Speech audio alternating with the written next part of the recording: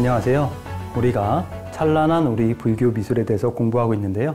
오늘은 고려의 사찰 건축과 그리고 조선시대의 사찰 건축에 대해서 공부를 할 거예요. 고려시대에는 나라에서 사찰을 만드는 데 있어서 많은 재원을 주기 때문에 우리는 조금 더 쉽게 국립사찰이라고 이야기할 수 있을 거고요. 그리고 조선시대에는 사찰에서 자체적으로 모든 재원을 조달했기 때문에 사립사찰이라고 이야기할 수 있을 거예요. 이 말도 좀 어려우신가요? 그럼 조금 더 쉽게 설명을 해 드릴게요. 자, 여러분이 잘 알고 있는 불국사가 있어요. 예를 들어서 불국사에 비가 많이 와서 불국사에 부처님을 모시고 있는 대웅전이 무너졌는데요. 이 대웅전을 수리할 때 국립사찰에 해당되는 고려시대 때는 건물을 만드는 장인도 나라에서 보내주고 그리고 건물을 보수하기 위한 돈도 고려시대에는 다 나라에서 지원을 해줬어요. 그거에 비해서 조선시대에는 당연히 스님들이 자체적으로 모든 불사를 해야 됐기 때문에 관련한 모든 재원들을 스님들께서 마련을 하고 돈이 없을 때는 스님들이 바깥에 나가서 탁발을 하거나 시주를 받아와야 했었고요. 그리고 훌륭한 기술자들을 사지 못했기 때문에 심지어 스님들이 직접 각각의 건물들을 만들기도 해요. 이처럼 조선시대에는 정말로 어려운 환경 속에서도 스님들이 많은 건물을 지으면서 꿋꿋하게 불교 사찰들을 만들어 나갔어요. 자, 그러면 우리가 고려의 사찰과 조선시대의 사찰들은 어떠한 차이가 있고 또 어떠한 의미가 담겨져 있는지 저와 함께 한번 살펴보도록 해요. 자, 고려의 사찰을 먼저 좀 살펴보도록 할게요. 고려는 아까 제가 설명을 드릴 때 국립사찰이다라는 의미로 말씀을 드렸어요. 국립사찰이 되기 위해서는 뭔가 법제화된 제도가 있어야 되겠죠. 그 제도는 이미 태조 왕건 때부터 만들어지기 시작해요. 태조 왕건이 삼국통일을 이루고 고려를 건국하고 그리고 돌아가실 때쯤 아들들을 위해서 10개의 아주 중요한 덕목을 내려주세요. 그거를 우리는 후뉴 10조라고 이야기를 하는데요. 이 후뉴 10조에 고려의 사찰과 관련된 아주 중요한 3가지 덕목이 있어요. 그 중에 첫 번째 덕목이 뭐냐면 고려에 만들어지는 많은 사찰들은 실제로 나라에서 그러니까 왕이 직접 주진을 파견해야 된다라는 이야기가 있고 이거는 한편으로는 태조 왕건 이후에 전국에 많은 사찰들이 만들어지다 보면 사사로이 스님들이 스스로 주지가 되고자 하기 때문에 이것을 방지하기 위한 계책이 되겠죠. 또 하나, 두 번째 조항은 고려의 많은 사찰들은 이미 도선국사에 의해서 아주 중요한 곳에 위치하기 때문에 더 이상 왕이 허락하지 않으면 사찰을 짓지 마라. 사찰을 많이 짓다 보면 결국은 고려의 직위가 훼손돼서 고려가 망할 수도 있구나라는 이거를 경계하기 위해서 일부러 태조 왕건이 전국에 있는 사찰들을 나라에서 인가를 해서 만들어라 라고 이야기를 해요. 그리고 세 번째로 연등과 팔관회를 많이 개최해라 라고 이야기를 하죠. 바로 이 연등, 여기서 말하는 연등이 뭐냐면 연등, 우리가 부처님 오실 날 하면 연등을 기른 그런 불교적 행사를 이야기해요. 태조 왕건이 얘기한 10가지 훈육 10주 중에서 3가지 나라에서 사찰의 주지스님을 파견하고 그리고 나라에서 점지하는 곳에 사찰을 만들고 그리고 각종 행사를 나라에서 주관했다는 의미는 다른 말로 말하면 결국은 고려의 사찰은 국립기관에 해당된다라고 우리는 미루어 짐작할 수 있어요. 자, 그러면 고려시대의 본격적인 건축물을 통해서 남아있는 건축물을 통해서 고려의 사찰 건축이 과연 국립이었기 때문에 어떻게 만들어지는지에 대해서 살펴볼까요? 고려의 사찰 건축 중에서 실제로 남아있는 건축은 딱 3동밖에 안 되죠. 봉정사, 극락전이 있고 그리고 부석사, 무량수전이 있고 수덕사, 대웅전이 있어요. 이 3가지 건물 중에서 가장 이른 시기에 만들어진 건물은 봉정사, 극락전이고요. 고려시대의 건물을 차차 살펴보기 앞서 고려 전기와 후기의 가장 특징적인 건물 특징을 한번 우리가 이야기해 볼 거예요. 고려의 건축 형태에 대해서 이야기할 때 우리는 주심폭의 건축이라고 이야기를 해요. 주심폭의 건축은 어떠한 형태냐면요. 기둥 위에 공포를 하나만 배열하고 있는 걸 주심폭의 건축이라고 이야기를 해요. 그리고 주심폭 사이에 공포를 하나 주간포라고 이야기를 하는데 그거를 우리는 다폭의 건축이라고 이야기를 해요. 그래서 고려 초기에는 주심폭의 건축을 만들고 고려 후기로 가면 포가 많아지는 다폭의 건축을 만들어요. 그러면 고려 전기에 있는 대표적인 주심포 건물부터 좀 살펴보도록 할게요.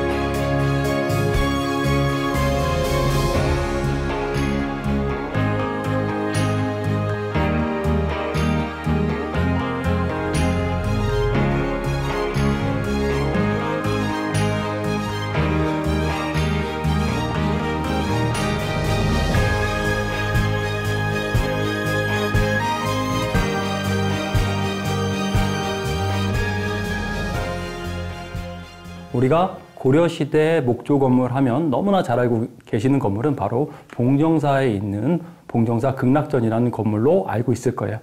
봉정사 극락전은 세계문화유산으로 지정된 봉정사에 있기 때문에 봉정사 대웅전도 유명하지만 극락전이라는 건물이 유명해요. 실제로 고려시대 때 만들어진 대부분의 건물 같은 경우에는 일제강점기 때 다 해체가 되는데 이 건물은 일제강점기 때 해체가 되지 않고 1972년 우리 손에 의해서 해체가 이루어지고 관련된 기록이 공민왕 때 이 건물을 해체했다라는 관련 기록이 나와요. 공민왕 때 이 건물을 해체했다는 건 결국은 이 건물이 언제 만들어진 건물이냐면 공민왕 이전에 실제로 목조 건물이 한번 해체되기 위해서는 최소한 100년, 150년 이상의 시간이 걸리거든요. 대체로 고려 공민왕 때 해체됐다는 말은 이 건물이 12세기 정도에는 최소한 만들어져 있어야 된다라는 말이에요. 그래서 이 건물을 고려에서 가장 오래된 주심포 형식이다라고 이야기를 해요. 이 건물의 가장 큰 특징은 대부분의 건물은 정면 3칸 구조인데 이 건물은 측면 4칸 구조라는 특징이 있고요. 그리고 우리가 잘 알고 있는 사찰 건물 같은 경우는 대부분 사찰 법당에 들어갈 때 신발을 벗고 들어가는 구조잖아요. 근데 이 건물은 신발을 신고 들어가는 구조예요. 신발을 신고 들어가는 구조는 약간 생소한 구조죠. 원래 우리나라에서 만들어지는 대부분의 사찰 건물들은 조선시대에 만들어진 건물이기 때문에 신발을 다 벗고 가는 마룻바닥의 구조로 바뀌고 난 다음에 사찰에 들어가기 때문에 그런 모습이 보여지지만요. 원래는 고려시대 때 만들어진 사찰 또는 조선 초기까지도 만들어진 사찰도 대부분 다 신발을 신고 직접 들어가는 구조로 이루어져 있어요. 이 봉정사 극락전에는 또 하나 재밌는 형태의 유물이 하나 전해지고 있는데요. 그게 바로 봉정사에 들어가자마자 중앙에 있는 부처님이에요. 대부분 부처님이 앉아있는 자리를 우리는 수미자 또는 불대자라고 이야기를 하는데요. 이 불대자에 부처님이 한 분 앉아 계시고 그리고 난 다음에 불대자 위쪽에 닷집이 있어요. 조선시대 만들어지는 사찰의 불상과 불상대자, 닷집은 다 각각 따로따로 만들어진 데 비해서 이 봉정사 극락전에서 만들어지는 불상, 닷집, 그리고 난 다음에 불대자 중에 불상, 대자와 닷집이 하나의 형태로 통으로 만들어진 우리나라에서 시기가 가장 오래된 불상, 대자와 닷집이고 그리고 그 형식도 참 독특한 특징을 나타내고 있어요. 자, 봉정사 극락전에 대해서 이야기를 하고 있는데요. 우리가 너무나 잘 알고 있는 봉정사 극락전, 고려시대 건물은 배울림 기둥을 기반으로 해서 만든다라는 사실을 잘 알고 있을 거예요. 그런데 안타깝게도 봉정사 극락전에서는 배울림 기둥의 모습들은 보여지지가 않고요. 그리고 봉정사 극락전의 여러 가지 특징 중에 하나가 실제로 기둥 위에만 주심포라는 공포를 만들고 있기 때문에 공포 하나하나를 만드는 각 부재를 정말 세밀하고 정교하게 만들어요. 뿐만 아니라 우리가 불전 안을 이 봉정사 극락전 같은 경우는 신발을 신고 직접 들어가는 구조이기 때문에 신발을 신고 들어가면 서 있는 공간인가요? 앉아 있는 공간인가요? 당연히 서 있는 공간에 해당이 되겠죠. 그렇기 때문에 천정이 낮지가 않고 천정이 높아요. 천정 자체를 아예 건물에서 만들지 않고 있어요. 이거는 고려시대에 만들어진 주심포 건물의 대표적인 특징이기도 해요. 그러면 결국은 사람들이 법당 안에 들어가면 천정을 본다는 말이 될 거예요. 그렇기 때문에 천장 내부에 있는 각각의 부재들을 정말 세밀하게 그리고 정교하게 만들어요. 이 봉정사 극락전은 중국에서 만들어지는 건물과 좀 비슷한 부분이 많은데요. 중국의 당나라 때 만들어지는 남선사 대전이라는 건물이 있어요.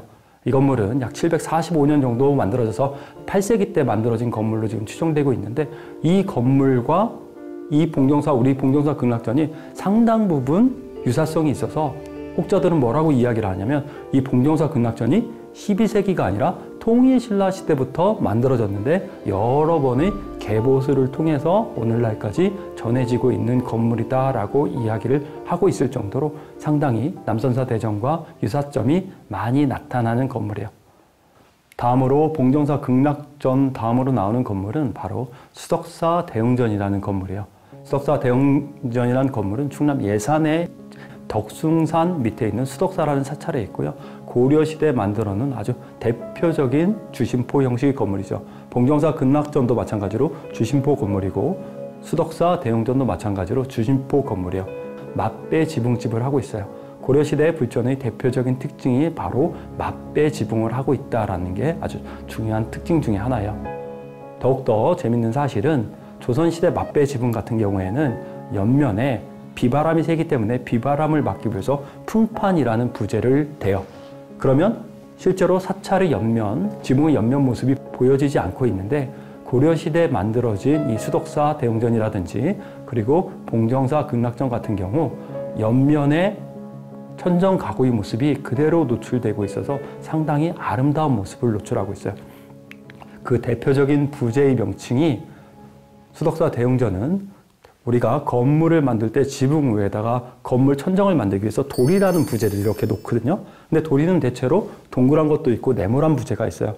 근데 도리가 동그랗다 보니까 이 부재들이 이제 좌우로 움직일 수가 있거든요. 그래서 이 좌우로 움직이는 도리를 잡아주기 위해서 위에 있는 도리와 밑에 있는 도리를 중간에 이렇게 잡아주는 부재가 하나 필요해요. 그 부재를 고려시대 건축 용어로 뭐라고 이야기를 하냐면 우미량이라고 이야기를 해요. 소 꼬리처럼 생긴 부재예요. 그렇게 우미량을 받쳐놓고 도리를 받치고 있는 모습들이 바로 수덕사 대웅전 측면에서 보면 그 모습이 그대로 노출되어 있어서 고려시대의 건축 그리고 천정의 지붕 가구 구조에 대해서 정말로 잘 볼 수 있고 그리고 아름답게 만들어 놨어요. 수덕사 대웅전을 들어서면 주심포 건축의 형식이라고 이야기를 했는데 다른 주심포 부재엔 없는 수덕사 대웅전에만 있는 헛첨차라는 부재가 있는데요. 이 헛첨차라는 부재는 뭐냐면 대웅전에 있는 주도 바로 밑에 가짜 첨차라는 의미로 이게 주도 밑에 있는 부재예요. 이거는 다른 건물에만 없는 수덕사 대웅전에서만 나타나는 주심포 계열의 건물에서도 상당히 특징적인 부재예요.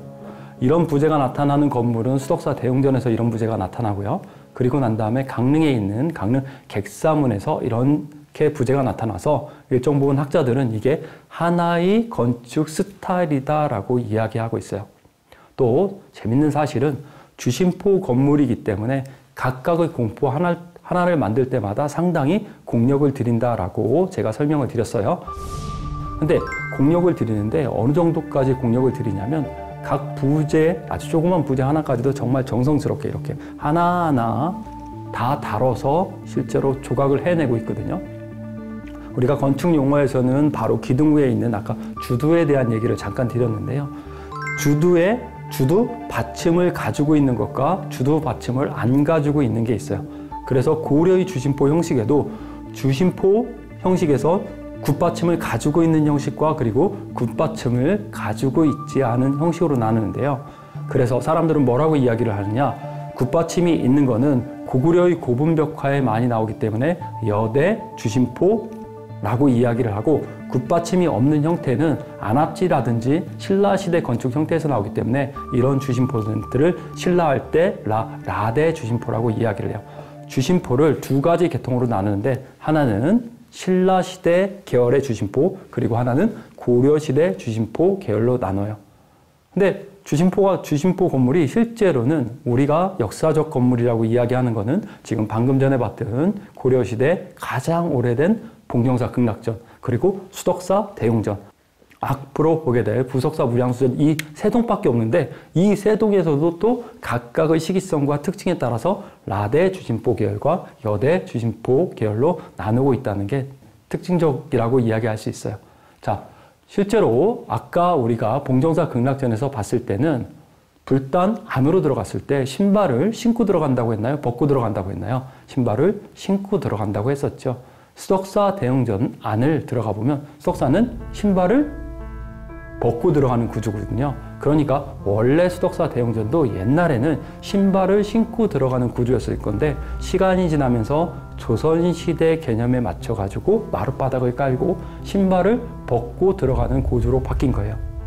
이 얘기는 다시 말하면 무슨 얘기냐면 아주 오래된 불교 건물이라 하더라도 결국은 시간의 지남에 따라서 각각의 시대적인 건축 스타일이 반영될 수밖에 없다라는 말이 돼요. 자, 그러면 신발을 벗고 수덕사 대웅전 안으로 들어가 보면요, 어떤 모습일까요? 부처님이 중앙에 계시고 아까 말씀드린 대로 위에 천장이 다 노출되어 있는 연등 천장의 구조예요. 그리고 각각의 천정 지붕 부장 하나가 정말로 장식이 잘 되어 있고 훌륭하게 짜 맞춰져 있어요.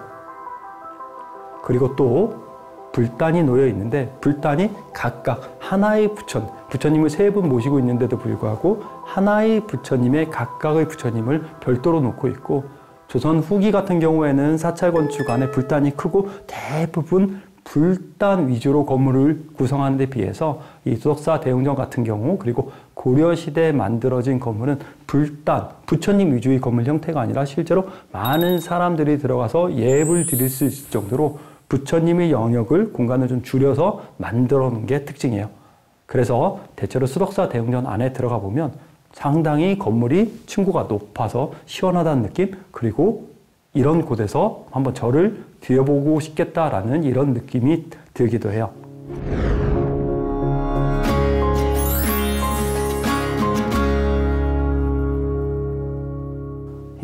고려의 건물 중에서 가장 큰 건물인 부석사 무량수전이 어쩌면 고려의 주심포 건물에서는 가장 중요한 건물일 수 있어요.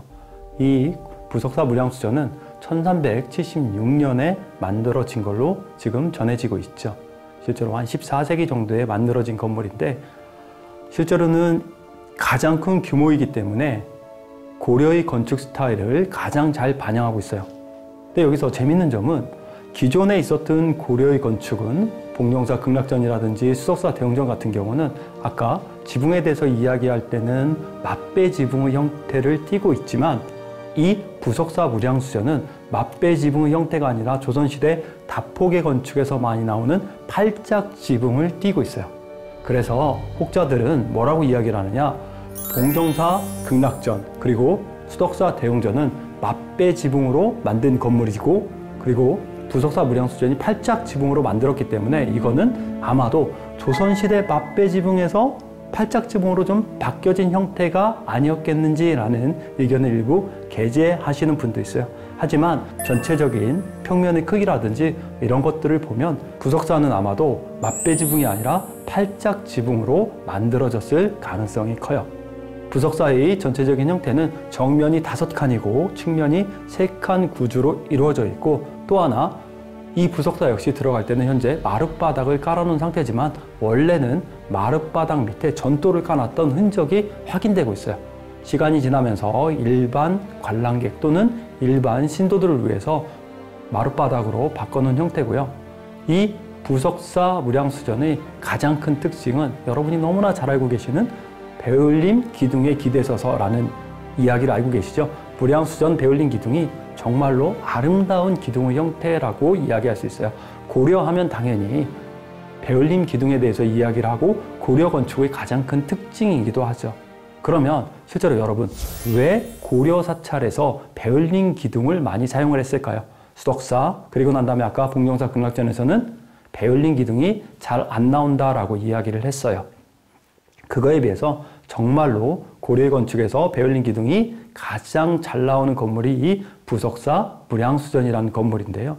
부석사 무량수전에서 베을린 기둥을 배열하는 방법은 다른 뜻이 아니라 실제로 이렇게 평평한 평주 기둥을 부석사 무량수전에 이렇게 배열을 하면 멀리서 바라봤을 때 상대적으로 기둥이 이렇게 늘씬해 보여서 전체적으로 건물이 조금 불안정해 보이는 문제가 나타날 수 있어요. 그래서 중앙에 배를 좀 불림으로써 건물 자체가 안정적인 요소로 보이기 위해서 일부러 고려시대 건물 같은 경우에는 이 주심포 밑에 있는 기둥을 배를 불리는 베을림 기둥이라고 이야기를 할 수 있어요. 근데 여기서 재밌는 거는 그렇다면 베을림 기둥이라면 어떠한 형태든 배가 나오면 되잖아요. 이렇게 위에 기둥 바로 밑에 윗부분에서 배가 나올 수도 있고 그리고 난 다음에 또 배가 밑에서 나올 수도 있는데 이 무량수전의 베을린 기둥의 배 나옴이 고려 사찰 중에서도 가장 아름다운 배 나옴 기둥 위치에 해당이 돼요.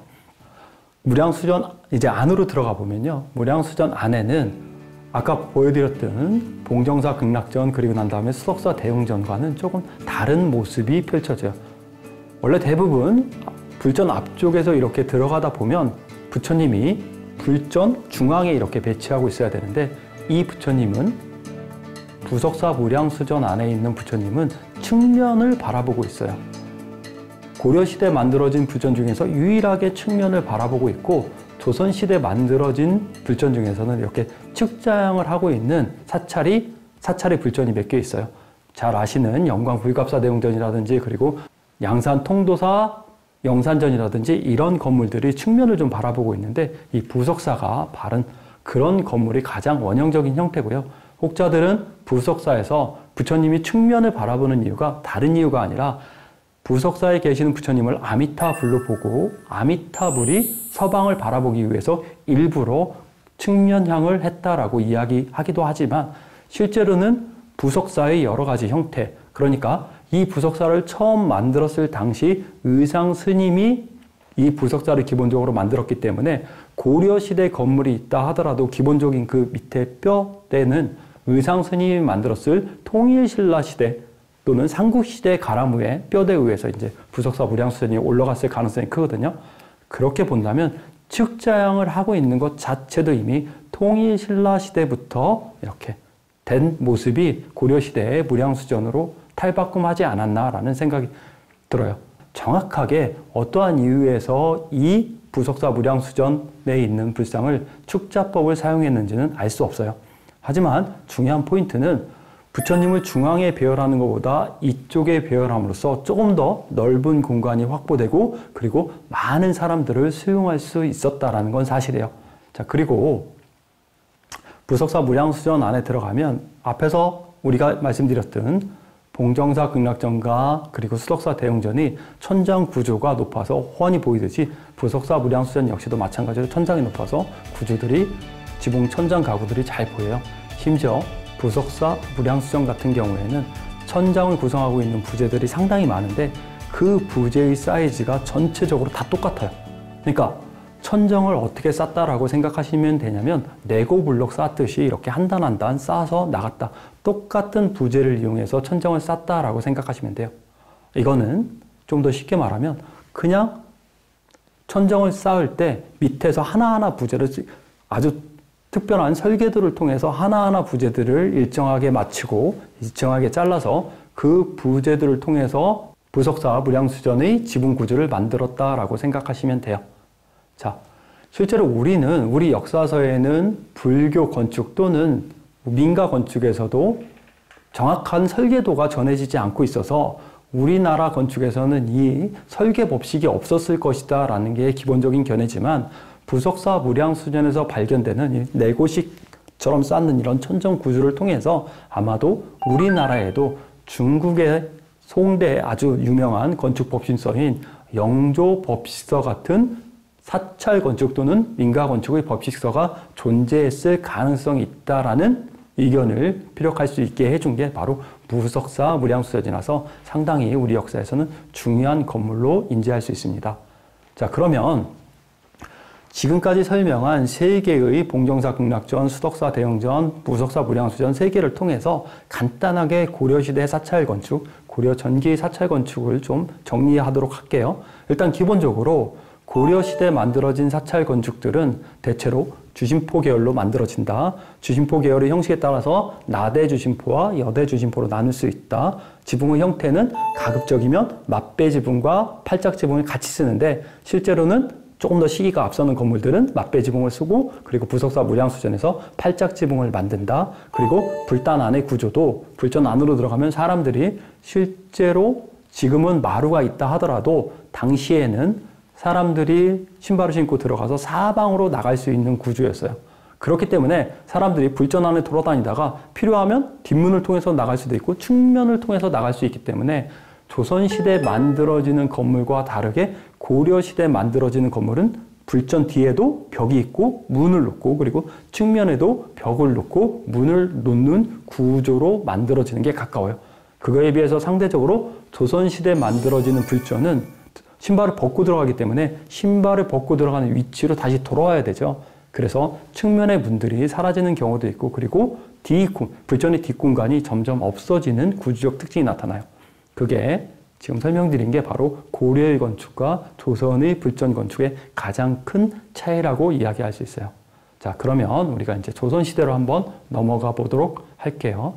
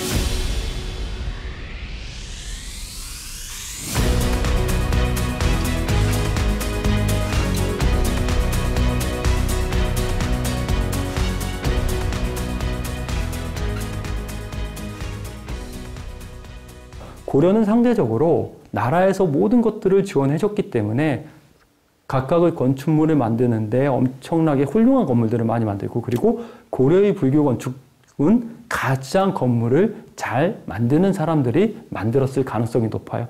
그거에 비해서 상대적으로 조선시대의 건축들은 스님들이 자체적으로 모든 것들을 해야 되기 때문에 고려시대 건물에 비해서는 다소 조금은 건물 형태가 좀 안 이쁠 수도 있지만 나름대로 조선시대 스님들이 최선을 다해서 각각의 사찰 건물들을 만들고 있어요. 고려의 불교가 끝나고 조선시대로 들어오면서 아주 중요한 두 가지 건물들이 만들어지는데요. 그 중에 하나는 바로 고려시대 주심포 계열의 건물이 조선 초기에 만들어지기도 하고 그리고 고려 후기에 나오는 다포 건물들이 고려 조선 초기에 나와요. 그래서 그 가장 대표적인 건물을 우리는 주심포 계열의 건물은 무의사 극락보전이고요. 그리고 다포 계열 건물은 봉정사 대웅전입니다.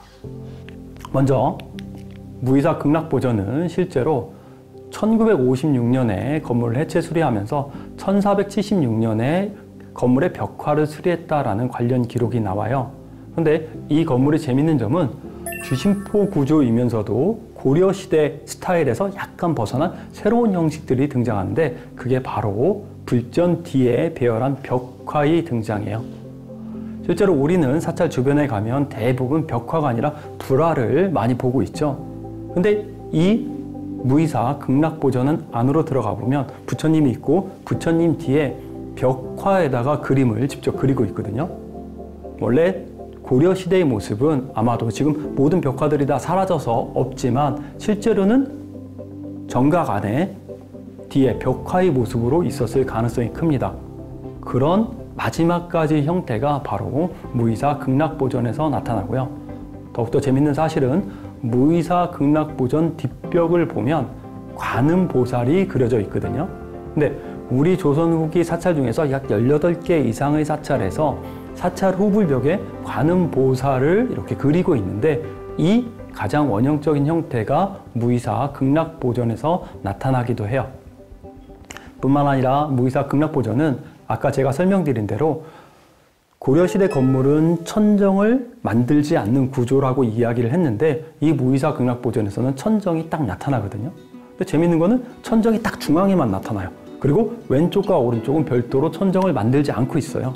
이거는 반대로 조금 이따 설명을 드릴 봉정사 대웅전에서 나타나는 구조와는 완전히 다른 구조예요.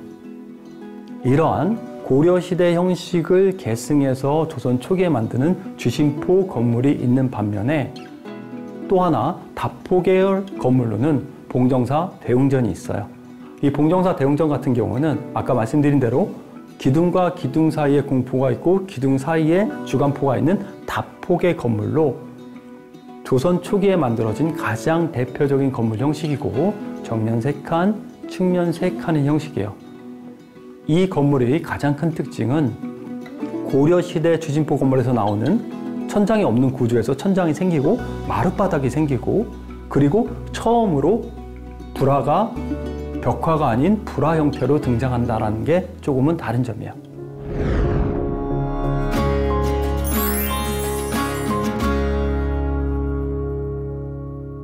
이처럼 조선 초기는 고려시대 건축을 계승한 주심포 계열의 건물과 다포계 건물을 만드는 병행해서 만드는 시기가 되고요.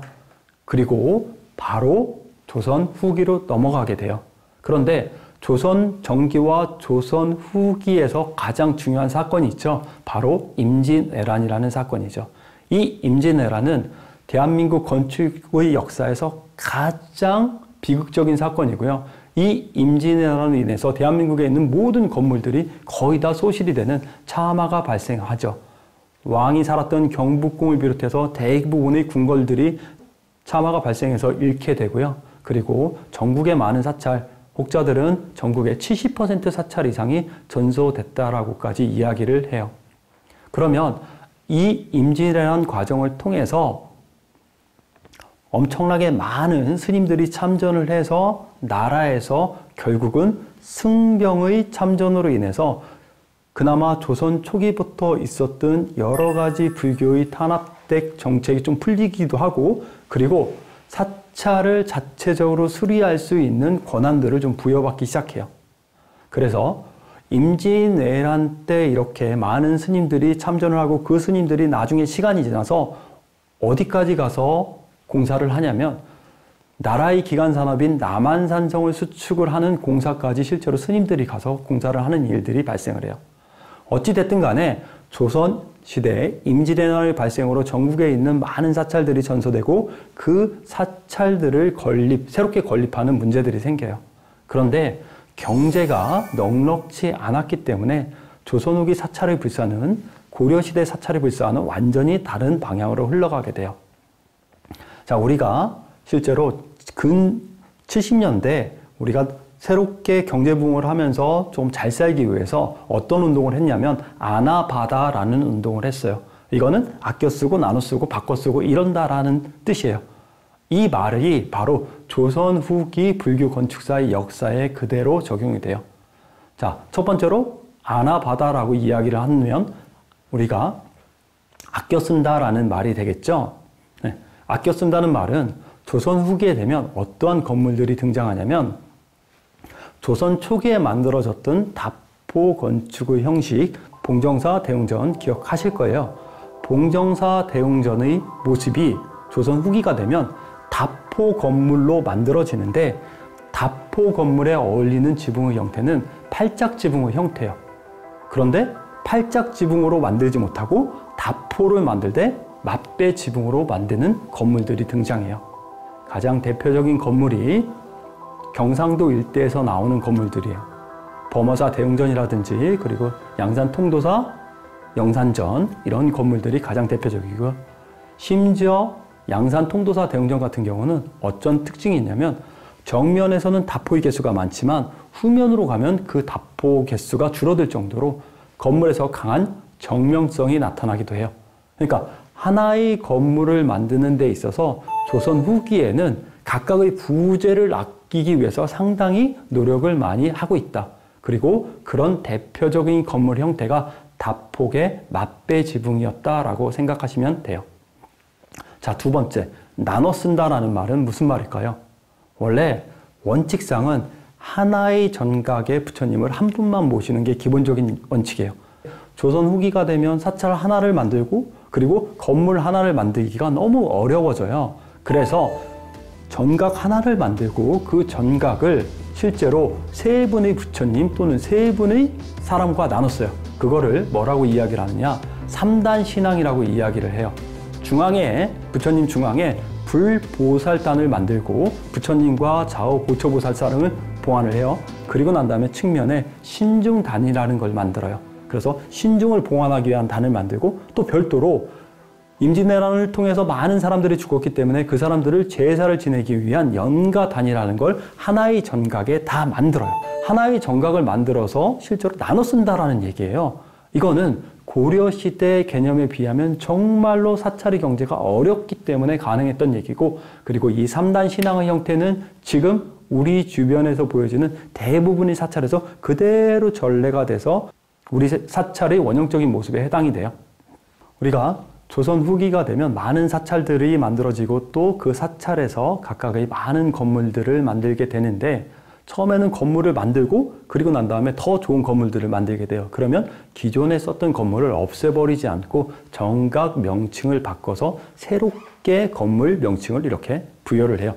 예를 들어서 큰 대웅전이라는 건물을 만들고 옆에 좀 더 큰 대웅전을 만들면 대웅전이라는 건물은 이 큰 건물로 이동을 하고, 그리고 대웅전 밑에 있는 나안전이라든지 이런 건물들을 동일한 건물을 이용해서 만들어요.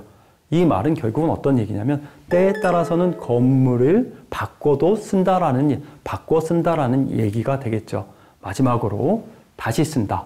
다시 쓴다라는 말은 어떤 말일까요? 우리가 조선 후기 건물을 보면 상당히 많은 부재가 들어가요. 예를 들어서 한번 부재를 계산해 볼게요. 3 곱하기 3칸의 불전이라고 이야기를 하면 기둥이 있을 거고, 기둥이 들어가고 초석이 들어가고 뭐 여러 부재들이 들어가요. 실제로 수치를 계산해 보면 각각의 건물 3 곱하기 3칸 불전을 하나 만들 때 최소한 부재가 400개에서 500개 정도의 부재가 들어가요. 이 부재 중에서는 초석, 기둥, 창방, 평방 뭐 여러 가지 부재들이 있어요. 근데 이 많은 부재 중에서 우리가 실제로 모든 부재를 다 새롭게 만들 수가 없어요. 그래서 주요 부재 중에서 기둥이라든지 대들보라든지 이런 부재는 나무를 구하기가 어렵거든요. 그래서 대들보 부재를 실제로 다시 재활용하기는 어렵겠지만, 실제로 기둥은 기둥 2개를 이렇게 이어서 쓰는 걸 동발이 이음이라고 이야기를 해요. 이 말은 다시 정리를 하자면 필요하면 부재를 재활용해서도 쓴다라는 말이 되겠죠. 조선 후기 불교 건축의 역사는 정말로 어려움 속에서도 나름대로 최선을 다해서 건축을 해 나간다라고 보시면 돼요. 자, 지금까지 고려의 건축과 그리고 조선의 건축에 대해서 대략적인 역사를 한번 살펴봤어요. 고려의 건축은 크고 화려하고 그리고 왕실에서 발원했기 때문에 얼마든지 멋지게 만들 수 있었지만, 중요한 거는 우리가 많은 전쟁을 통해서 남아있는 건물이 좀 없다라는 게 아쉬운 점이에요. 그거에 비해서 조선 후기 사찰을 그리고 사찰 건물들은 정말로 많이 남아있어요. 그런데 그 조선 후기 300년의 역사를 버티는 동안 정말로 사찰은 힘들었어요. 그런데도 불구하고 전국에 17, 18세기에 만들어진 많은 불전, 그리고 지금 현재 우리 주변에서 보여지는 사찰 대부분의 의식의 원형이 조선 후기에 만들어진 사찰에서 행해지는 행사 그리고 원형이거든요. 그렇다면 결국은 조선 후기 사회가 정말로 어려운 사회였지만 그 사찰 속에서 끊임없이 스님들이 불사를 통해서 오늘날까지 이 조선 후기의 많은 사찰들을 만들고 보존해 줬다는 것 자체는 정말로 우리가 감사하게 생각해야 되고 고맙게 생각해야 될 부분이라고 저는 생각합니다. 오늘 강의 여기서 마치도록 할게요. 감사합니다.